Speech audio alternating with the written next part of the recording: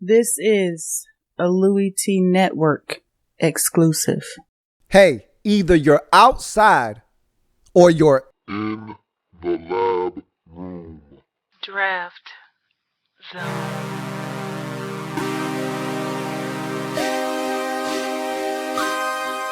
Hey, yo.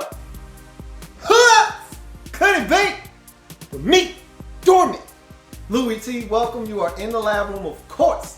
I'm your host, Lou. Thank you for joining me on the 2016 NFL Draft Wrap-Up Series, where your man Louie T aims to break down all 32 teams in the National Football League's 2016 NFL Draft using our baseball grade scale, single, double, triple, home run. There are no strikeouts here in the Draft Wrap-Up Series. We cannot tell how these players are going to pan out. I don't want to discount any of these young men before they get their chance in the National Football League. So we'll get a score for each and every single player selected in X said team's draft. Get an aggregate score, apply bonuses when necessary, divide by the number of picks, which will then yield us an overall grade for that team's draft. Move on to the next team picked in the series by you. That's right, you, the viewer out there, are in total control, as this is the up format. The you pick format in full effect, as you, the viewers, are in total control by simply being the first to leave a comment in the comment section of this and future videos in this series stating two things: the phrase next and the team you'd like to see next. Don't care how you phrase it, as long as those two components are in your comment and you're first. We're getting eerily close to the end of this series, so make sure you got a team that hasn't been done as well. And so with those things in mind, we move on to the next team in the series picked by you, the viewer. That's right, none other than the Jets. That's right. The New York Jets are next. They had a pretty impressive season, a pretty impressive opening act for Todd Bowles, head coach, going into his second year, coming off of a 10-6 season, barely missing out on the postseason. A little bit of drama with your quarterback from last year, Ryan Fitzpatrick, who is holding out right now, looking for a better deal. We'll see what happens. At the end of the day, my thought process is they will find a way to meet. They'll have some kind of middle ground that they will find. He will be the starting quarterback for them, but I hear a lot of rumblings for Gino. Oh, Gino. Oh, we'll see if there's a oh no at the end of that, but we all miss Gino. I know I miss Gino. I can't speak for y'all, but this is a very interesting draft because this is a team that you look at and you say to yourself, hey, this is a football team that has some talent, okay, but they're a veteran football team. They need to infuse this team with some more young, talented football players. And here's a draft that I think is going to do that. These linebackers getting a little bit longer in the tooth. Time to infuse that linebacking core with a little bit of youth. That quarterback position, unsettled. Time to infuse that with the guy that could potentially take over the throne there. Then you look at a lot of these positions. You've missed at the cornerback position. You went out and got Darrelle Revis to fix it. But again, he's an aging veteran. How long is he going to be able to maintain Revis Island before others start infiltrating and taking over? So again, you didn't hit a home run with D. Milliner. You thought you did, but you didn't. There's some things to clean up in New York with the Jets. And let's see if they've done that in this draft. We start in the first round with the New York Jets draft. Now, first round, 20th overall selection, Ohio State University linebacker Darren Lee is the selection. One of the fastest linebackers in this draft class. And it was interesting because throughout the whole process, the assumption was he doesn't get past 19 at Buffalo. There is no way the Bills are going to let this guy slip between their fingers. I thought Atlanta might like this guy and take him. I said for sure, if Buffalo has a chance, they're going to take him. They've been talking linebacker, it seems like, all draft process long, and it just so happens that the Falcons liked Neal, the safety out of Florida. The Bills didn't expect Shaq Lawson to be there. I think the shoulder injury scared some teams away, and they said, we just lost Mario Williams. This guy looks like Mario Williams, and I think he can be productive like Mario Williams, so we're going to take him to come in and help really bolster the defense that struggled last year in Buffalo. And there's Darren Lee sitting right there, giving the Jets something that they have lacked at that linebacking core. Demario Davis was an athlete. He's moved on to greener pastures now with Jacksonville Jaguar.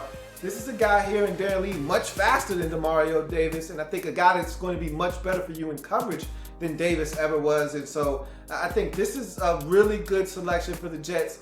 We know Todd Bowles loves to be aggressive. Hard to be aggressive when you don't have enough athletes to do what it is you want to do. He can go after you when he's got guys that can get there quick, fast, and in a hurry. And I don't know of many linebackers in this league that can get there much faster than Darren Lee.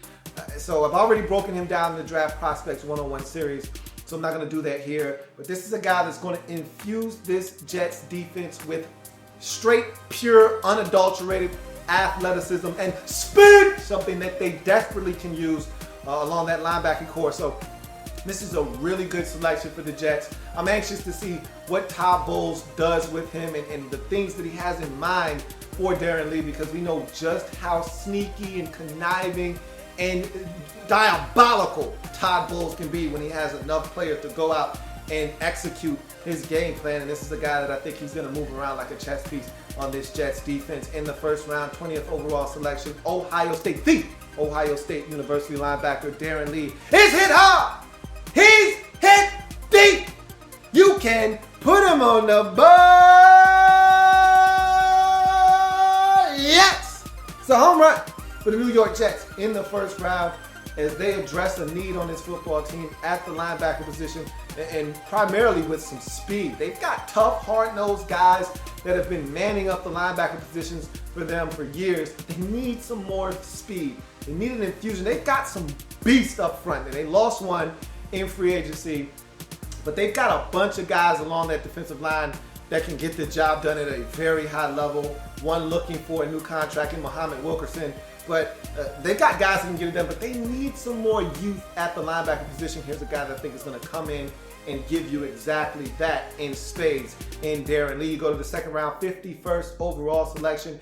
Penn State quarterback Christian Hackenberg is the selection. I've already broken him down as well in the Draft Prospects 101 series, so I'm not going to do that here. But this is another guy that I look at, and I've talked about him all process long as being a wild card. My two wild cards at the quarterback position, and I thought this is a really talented quarterback class, because normally you get 2 or 3 guys that probably have a chance to start, and then the rest of the quarterbacks are looked as backups in the league, where I thought this was a draft where you could easily walk away saying, man, 5 or 6 guys ended up starting in this league, and not saying that all 6 of them or 5 of them would be successful, but I could easily see 5 guys getting an opportunity to start at some point in their career out of this draft, and maybe even having some success. And this was one of those guys, along with Cardale Jones, that I thought, man, these are some wild cards, guys that have abundance of talent. It's just about getting the opportunity, getting in the right situation with the right coaching staff, and learning the finer points of the quarterbacking position, and getting in a system that fits their skill set and their talents, and allowing them to flourish. And here's a situation with Christian Hackenberg where you say he does not have to play right away, because I fully expect Ryan Fitzpatrick to come back, and even if he doesn't, you still got Geno Smith there. This is a situation, and you took Bryce Petty last year. I was never a Bryce Petty fan. I'm still not a Bryce Petty fan, so I don't know what is going on with Bryce Petty and how they feel, but again, being that you selected Christian Hackenberg, you must feel like their position needed to be upgraded. So I don't think the quarterback of the future was on that roster at the time, and they felt that way. That's why they took Christian Hackenberg. And I've said this before, and I'll say it again. If someone can get this guy back to the form that he once had coming out of high school as the most highly sought after quarterback in high school in his senior year, and coming into the college football landscape, lighting it up in his freshman year, if he can get back to that form, this is a guy that I think can come in and be a magnificent starting quarterback in the National Football League. All of the traits are there. The guy has it upstairs. He's mentally tough, went through a hard, harsh ordeal at Penn State. He got beat up pretty good behind a porous offensive line, not a lot of scholarships because of the whole Jerry Sandusky episode at Penn State and Joe Paterno, and that whole thing went south, and then Bill O'Brien bolts for the NFL. He could have packed it in and said, you know what? Bill O'Brien was the one that came after me and sought after me, and he was the guy that recruited me to come to Penn State. He's no longer here, so I'm getting out of Dodge and going to a place where I have a better chance to win with more talented football players. He stuck it out at Penn State for better or worse. So I think there's a mental toughness here that this guy comes fully equipped with at the next level in a media market like New York, where you have to have thick skin and be mentally tough. This is a guy that I think is more than capable of taking on that challenge. And so I'm really excited about the prospects of Christian Hackenberg in New York, getting an opportunity to help this Jets franchise take a huge step in the right direction and start challenging the New England Patriots for that division, because the time is almost up there where they got to make some decisions when Tom Brady's no longer able to do it. Maybe this is the guy that takes over that division and has the Jets being the king of the hill in the AFC East. We'll see. But in the second round, 51st overall selection, Penn State quarterback Christian Hackenberg for me is hit hard. He's hit deep. Out of here. It's a home run. In the second round, back-to-back Jacks for the New York Jets to start off their draft. Really love this selection of Christian Hackenberg. I know a lot of people were saying he shouldn't have been taken in the second round. He shouldn't have been taken in the first round. This is a third-round prospect. That's the earliest you could spend a pick on this guy. I vehemently disagree. This is a guy with all the talent in the world. It's all about him getting back on track. And patience is a virtue, and that's what it's going to take. And I think they have plenty of time in New York with the Jets, because Ryan Fitzpatrick is going to have a chance. So is Geno Smith. You're going to go way down the line before you get to Christian Hackenberg, which is exactly what he needs. Time to mature, time to develop, and when he gets an opportunity, I think he'll be ready to take over in New York. You go to the third round, 83rd overall selection. Georgia linebacker Jordan Jenkins is the selection. 6'3", 259 pounds, tremendous length. This is a guy that uses that length very well. He's very astute at extending those arms and standing up at the point of attack, which is the next pro. Physical and stout at the point of attack. I think that length has a lot to do with it. I can't tell you how many times I watched this guy really stop an offensive lineman dead in his tracks at the point of attack, extend the arms, and then disengage and get to a ball carrier, which takes us to our next pro. Stacks and sheds with the best of them. He does a beautiful job of stacking up an offensive lineman and then shedding him as the ball carrier approaches, making tackles. Even if sometimes he goes along for the ride, he does a really good job of latching on to that ball carrier and, stopping that play for minimal damage. Tough, hard-nosed player. He's a glue guy. I mean, Leonard Floyd, never, ever trust a man with two first names. Got a lot of the spotlight and shine at Georgia, and rightfully so. That he was one of the most talented players in this entire draft class.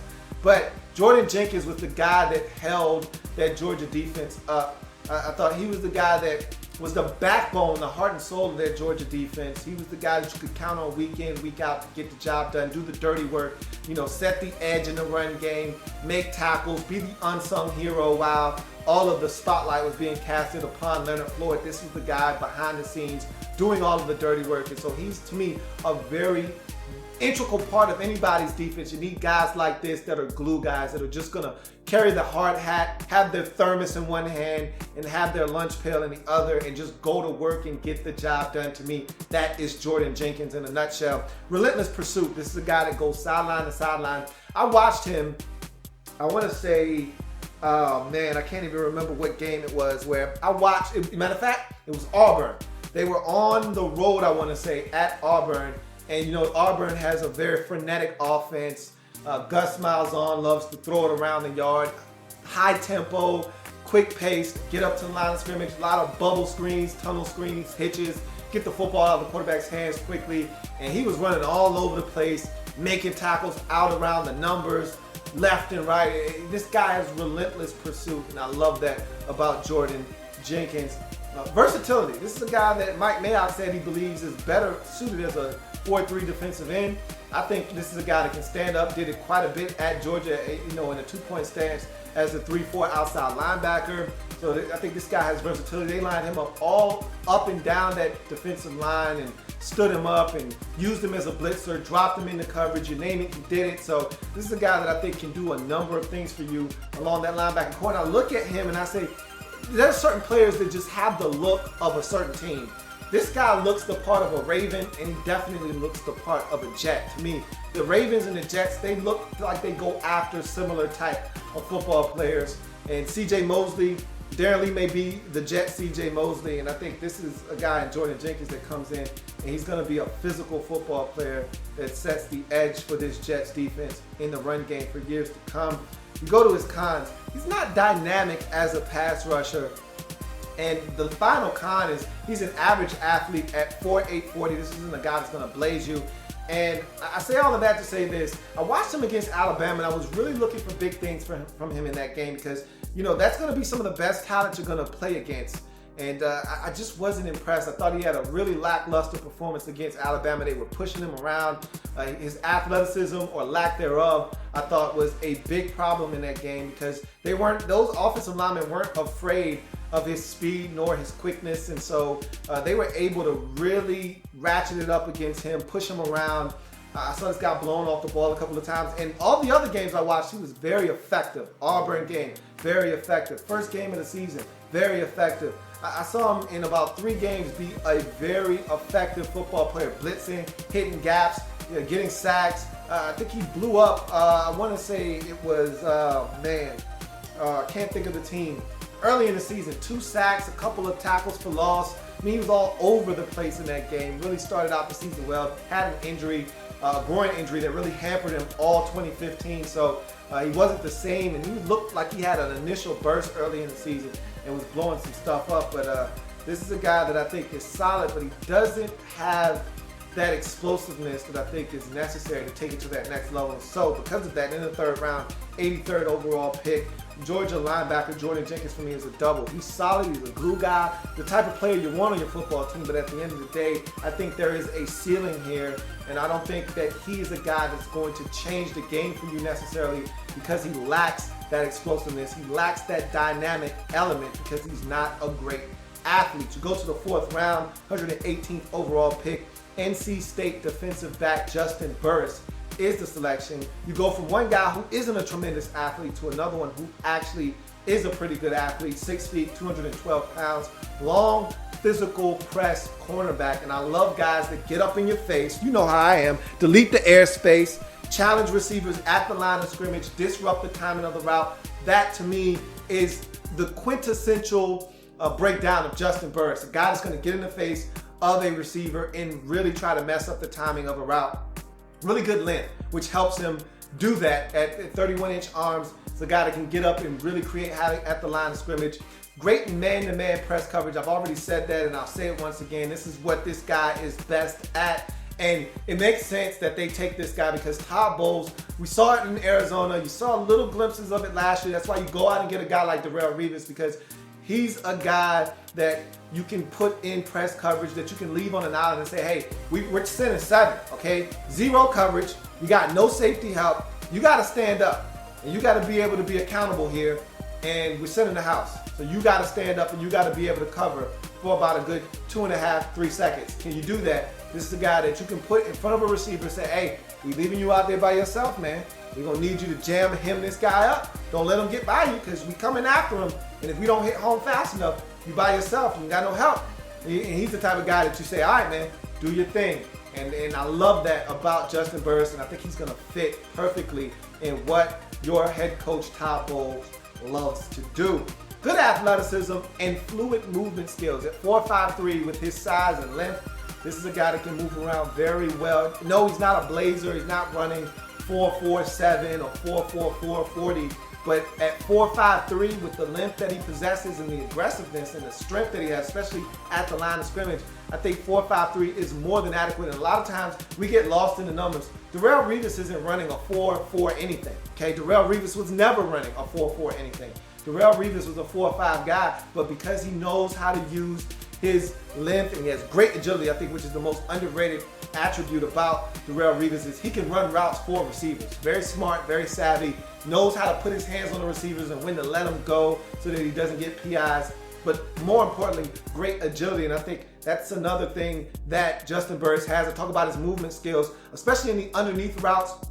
Watch him against Mississippi State. And I know De'Runnya Wilson, not the fastest guy in the world. Remember, De'Runnya Wilson was the guy that ran a 4.9 at the combine. He's not that slow, but at the combine, 4.9, whew, that was ugly. But De'Runnya Wilson is the guy that wins at Mississippi State with size and runs some solid routes underneath. And he was all in the hip pocket of De'Runnya Wilson. Did get beat deep once, but for the most part, I thought he had a stellar day in that bowl game despite Mississippi State taking it to him. I thought Justin Burris held up his end of the bargain out there on defense. anticipates underneath routes, and I just talked about that. This is a guy that does a really good job of not grabbing guys and turning them with that off arm, but using that off arm as a little bit of leverage, and then getting that inside arm to swat the football away while maintaining that outside arm just in case he misses, but not using it to turn the receiver and pick up the flag. Does a really good job of jumping those routes and being able to get his hands on the football so that he makes sure that the pass is at worst incomplete and not a catch. So I think he does a really good job of anticipating what the receiver is going to do, which allows him to then plant and drive on the football and make a play. Gets his head around to contest throws. I think that's something that is underrated with corners. You can't catch what you can't see, and you got to get your head around. You can almost be face guarding, but if you get your head around at the last second, the officials will give you a little bit of leeway. If you don't look for the football and you just run into a receiver, they're going to throw the flag 90% of the time. This is the guy that gets his head around, and so I like that about Juston Burris. Gives you an opportunity to make a play on the football when you get your head around. And he tackles well. And I've heard the discussion, safety, corner, what do the Jets do with this guy? I'm a firm believer in putting a guy outside first and foremost. If he can play cornerback, it's much harder to find good corners in this league than it is safeties. Even though we don't have a bunch of really good safeties in this league either, I'd much rather take my chances with guys that can cover and just sticking a guy back there at safety like the Carolina Panthers have been doing, just with patchwork guys, because their corners are so good and their front is so good and they're getting pressure. You can get away with that. This is a guy that I think you put him outside and you let him thrive there first, and if it doesn't work out the way that you intended it for, then you stick him at safety. But for me, this guy's a corner through and through. Love what he brings to the table, but he's got some versatility because he played nickel coming to college. In his freshman year, had 3 picks in the nickel role, and then went outside. And so this is a guy that can give you a little bit of versatility. He tackles very well. He's not a guy that's going to blow you up, but he's a guy that's going to get you on the ground. Didn't see him miss any tackles, feel comfortable as him being a last line of defense potentially. So I could definitely see the move and transition to safety. I think it would be seamless, but for me, if the guy can play corner, that's where you put him. And I love his aggressiveness and his ability to get up in the face of a receiver and jam them at the line of scrimmage. You go to his cons. Needs to stay low out of his break. This is a taller guy at 6 feet, a little bit of length to him. And so he gets down in his stance beautifully at the snap. At the snap, he's here. He's here with his hands here, he's ready. But as he starts to backpedal, he goes from here to then basically standing up. And so in order to have a clean transition and plant and drive and to turn and run, you gotta be able to stay low. And that's why you see those drills at the combine when they've got him backpedaling. You just wanna see some fluidity. You wanna see a guy staying low in his stance. Helps you explode out of it. And so he's a guy that I just think he needs to stay low. It'll help him be a little bit cleaner in his transition to turn and run and breaking on some of these plays that I think he could actually pick off if he has just slightly better technique. Instead of knocking it down, he's there, he sees what's going on. If he could explode a little bit better by staying lower, I think he'd be able to pick some of these passes off instead of them being pass breakups. Long distance speed in question. I talked about him being a 4.53 guy. I watched him against UNC. Mac Hollins beat him deep, and I think he thought he had help to the inside, did Juston Burris, but it was no excuse. He was supposed to stay deeper than the deepest. Mac Hollins straight up ran onto his toes, beat him deep, got even. You know the motto, even leaving, smoked him for about a 58-yard touchdown. Marquise Williams put it right on the money. And so a lot of people question his long distance speed. That's something to keep in mind. And finally, off coverage. A lot of people want to know, and that was the big thing when he was at the East-West Shrine game was, hey, can you play off coverage? We saw what happened to Mackenzie Alexander not picking the football off and not playing a lot of off coverage. So there were a lot of questions, not enough answers. So teams decided to go in a different direction. Here's another one of those guys that you ask yourself, you play off coverage? I just talked about him playing off coverage against Mac Hollins, a bigger receiver that I don't think is as fast as he is, that smoked him and got into the end zone from 58 yards out. So there are some questions here with Juston Burris, but I like what I saw. I was impressed. And in the 4th round, 118th overall selection, NC State defensive back, Juston Burris for me is a triple. Really like what this guy brings to the table. And most of all, I think he fits in the scheme that Todd Bowles wants to employ, which is pressure, pressure, and more pressure. And in order to do that, you gotta have guys who can cover on the outside, and guys that can come up and press. That makes it even easier to blitz and come after opposing quarterbacks. You go to the 5th round, 158th overall selection. South Carolina offensive tackle Brandon Shell is the selection, 6'5", 324. This is a massive man, ladies and gentlemen. This is a massive man. He looks much bigger than 324, I'll tell you that much. When I was guessing, when just looking at him and I was guessing, I said, this guy's gotta be 337. This guy's gotta be 335. He's a big man. Length, 35-inch arms. He looks every bit of it. And when you look at him, you say, this guy is massive. And his arms match his size and his girth. And I think his length is something that he relies on a little bit too much. We'll talk about that a little bit later on, but it's good to have long arms, that's for sure, especially when you're the size that Brandon Shell is. Physical run blocker. This guy is a mauler in the run game. If he gets on a smaller defender, you can forget about it. He's going to take that guy, drive him 5, 6, even 7 yards off the ball, blow him up. I saw him take a couple of defenders and just run them out of the play, man. This guy is physical at the point of attack, especially when he gets to the second level and gets his hands on a linebacker that's undersized, or a safety, or a guy that has no business taking on a 324-pound man. He does wonders with those guys and takes them and washes them out of plays. Phone booth athleticism. No, he's not going to be the most nimble-footed guy, but he is one that comes out of the stance quickly. Again, I was shocked because I was expecting him to be a lot slower out of his stance. Now, once he gets out of his stance, that initial explosion out of his stance and that initial kick slide looks damn good, and you're thinking, whoa, wait a minute, we may have something here. But those next couple of steps, they're choppy, they're slow, his feet are heavy. And so he's not a guy with great athleticism, but in small, tight, confined spaces, his athleticism is more than adequate. And so that's why you get a guy that can double team, get to the second level, and reach that second level block and kick it out. So he doesn't have great athleticism. You don't want him running 10 yards down the field on the screen per se. But in short, tight, confined spaces, this guy can get the job done. Recovers to the outside. This is a guy with those long arms that I mentioned. Has the ability to recover even when he's beat to the outside. Now, to the inside, totally different discussion that we will have here in a second. But when he's beaten to the outside with speed, he can recover, push that defensive lineman or edge rusher around the edge, a blitzer, whomever, and still allow the quarterback to step up and have a pocket to throw from.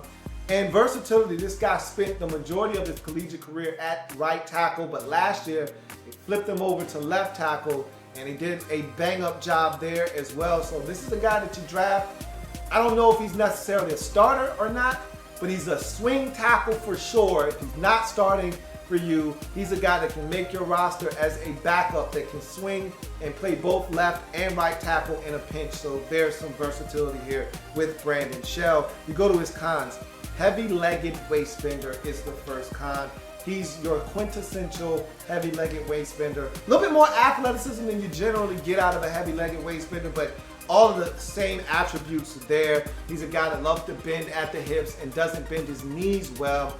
He's a guy that will lunge at you, which is the next con, so to speak. Speed with hands is very problematic for Brandon Shell. He struggles with guys with speed, then use the hands to finish him off. If I talked about the length and him having the ability to recover, the only thing there is he's got to be able to get his hands on you to recover. Guys that use speed and then chop the hands down and finish off the job do a really good job of beating Brandon Shell and getting to the quarterback. So that's something that he struggles with. And because he's a heavy-legged waist bender, he overextends.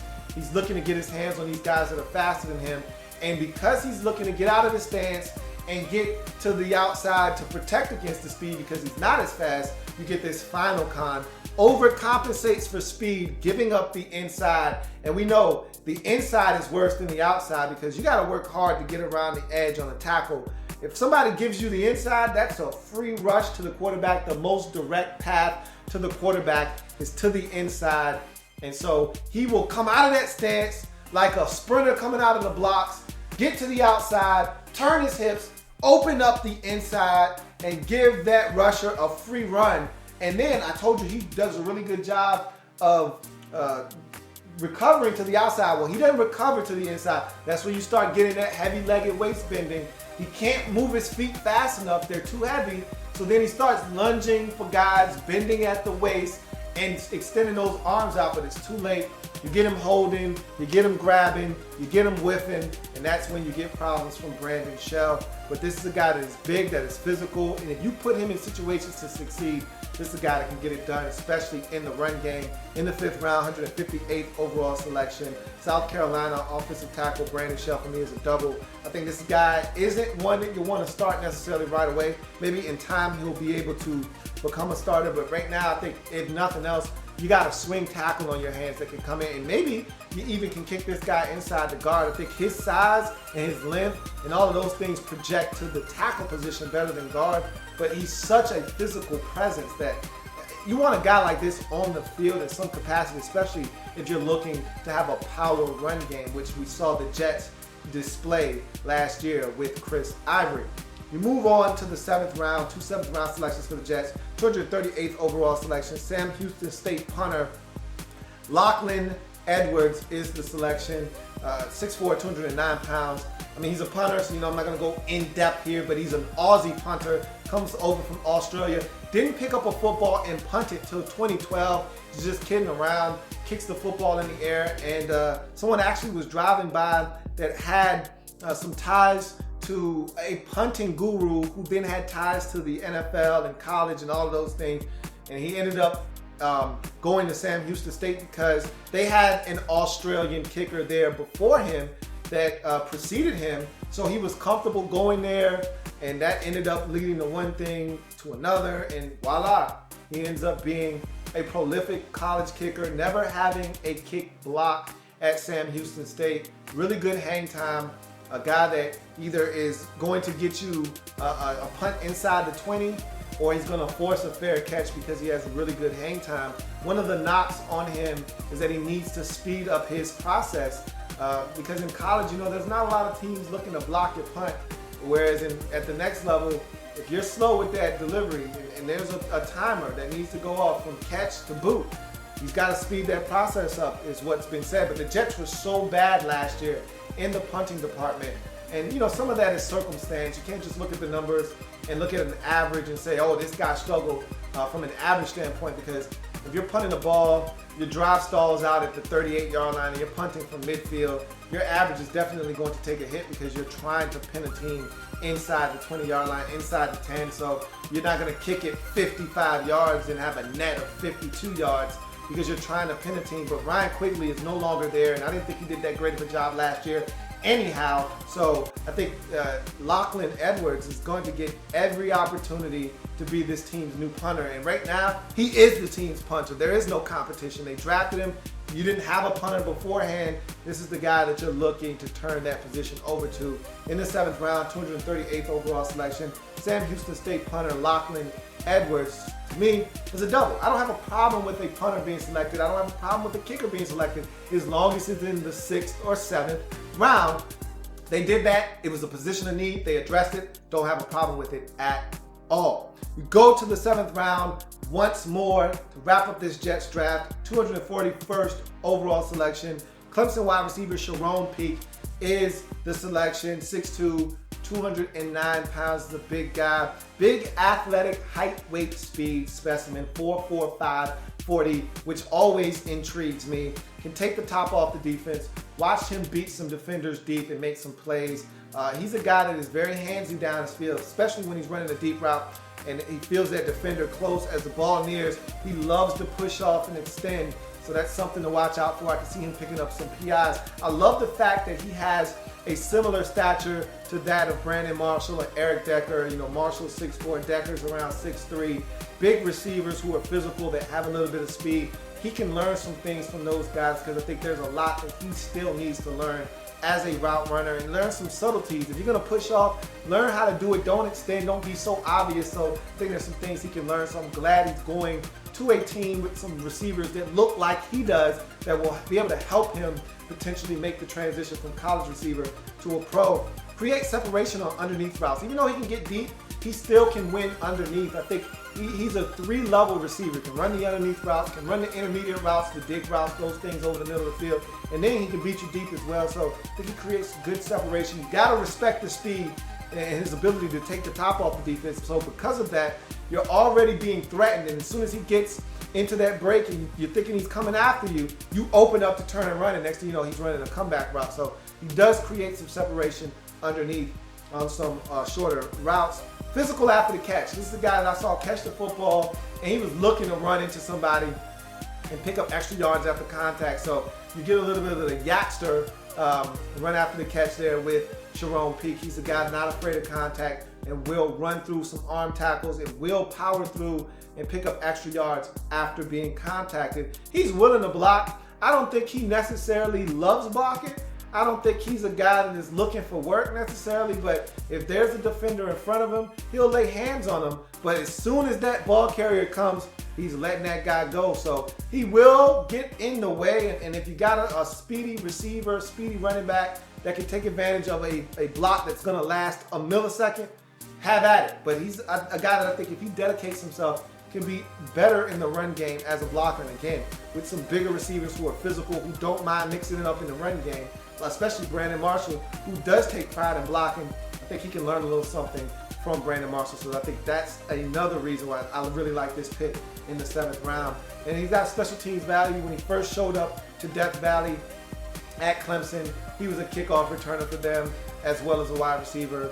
And then they kind of gave those duties away and he became more of just a wide receiver. So he does bring a little bit of special teams value in that way as well. And I think he's a guy that also, if he's going to make this team, they have to play some special teams anyhow before he actually becomes a fixture as just a wide receiver. So you go to his cons, he will drop the football from time to time. There are some concentration lapses here. I don't think it's a situation where this guy doesn't have natural hands catching ability. I just think he's not focused. He's looking to make plays after he catches the football, but there's one problem. He doesn't have the football yet. Just needs to focus on catching the football. I saw this guy catch a one-handed grab. As a matter of fact, the art that I have of his placard back behind me is of him catching that one-handed pass early in the season. In 2014, I watched the game and they were playing against, can't even remember the team, but it was a one-hand grab. It was beautifully made, look easy. Guy's got good hands, just needs to focus and catch the football. His production doesn't match his talent. This is a guy that is got the height, the weight, the speed. I talked about him being a height, weight, speed specimen, 4'4", 540. All of that is well documented, but his career was marred by injuries, which is his final con, and we'll go ahead and lump these two together because I think they're synonymous with one another. 13 ACL tear, which really hurt him there as he was really starting to put some things together. Missed about the final 8 or 9 games of that season after tearing his ACL relatively early in the 13 campaign. Comes back, has a knee injury in 2014 that cost him about 3 or 4 more games. So his career was marred by injuries and also marred by other talented receivers shining and taking his place when he started missing reps. Whether you got DeAndre Hopkins or Sammy Watkins or whomever, there were guys that just came and stole the show at Clemson. He had to wait his turn, and unfortunately for him, the injuries and all of these other guys shining really marred the career of Sharon Peak. He's one of those guys that you look back on and say, shoulda, coulda, woulda, but he didn't at Clemson. And that's why he's here in the 7th round, because his talent and his production, they do not match up. They do not sync with one another. And so this is a guy that I think he could be a much better pro than he ever was as a collegiate football player. In the 7th round, 241st overall selection. Clemson wide receiver Sharon Peak for me is a double. The measurables are all here. The raw athleticism, it is here. It's all about coaching and opportunity and this guy staying healthy. If he can do that, the character on and off the field is tremendous from all accounts. He's a guy that works hard and he has everything that you need to build a #1 type wide receiver. You look at his frame and this guy has everything you need in a #1 wide receiver. He's just got to put it together. And I love the fact that he has potentially a couple of mentors here in Brandon Marshall especially, and Eric Decker. That's the Jets draft in 2016. Let's quickly go over the scores that they accumulated in the first round. Darren Lee, home run linebacker out of the Ohio State University. Second round, same thing, back-to-back Jacksons. They take a quarterback that I think could be the future of their franchise in Christian Hackenberg out of Penn State. Go to the third round, Jordan Jenkins, Georgia linebacker, double. Fourth round, Justin Burris, a defensive back that I think is going to play corner, triple. Fifth round, South Carolina offensive lineman Brandon Shell is a double. So is punter Lachlan Edwards out of Sam Houston State. And so is Sharon Peake, wide receiver out of Clemson to round out this draft. So you look at the 2 home runs, you got a triple in the fourth round, you got 4 doubles, which nets you 2 doubles bonuses. You add all of that up, it's 23 divided by the number of selections, 7, which gives you a 3.29 draft. Really solid selections by Mike McCagnon, the general manager of the New York Jets. I think this is a really solid draft. We know the Jets go first round defense all the time, but I think that was a position that needed to be addressed. Then they go get a quarterback, and I think they start to really fill this roster out. And even though you went out and you traded for a tackle to man up the left side of that offensive line, you can't be sure if you're getting a guy that's going to be able to stay healthy. He wasn't able to do it in Denver, so a guy like Brandon Shell could be a very good investment for you in the 5th round. So I really like this draft. Getting older at corner, you got some guys who underachieved. Maybe Justin Burris is the answer in the 4th round. So we'll see. That's the New York Jets draft in 2016. If it happens in the National Football League, whether big or small, we cover it all here in the Lab Room. Come back and join me as I continue to break down anything. And National Football League. Bart Scott. Can't wait. See you next time. There's plenty more where that came from. While you're here, subscribe to the channel. If you want more Louie T, be sure to follow me on Twitter at @InTheLabRoom, or you can like the Facebook page at In the Lab Room. That's In the Lab Room on Facebook and at In the Lab Room on Twitter. Don't forget, subscribe to the channel if you haven't already done so.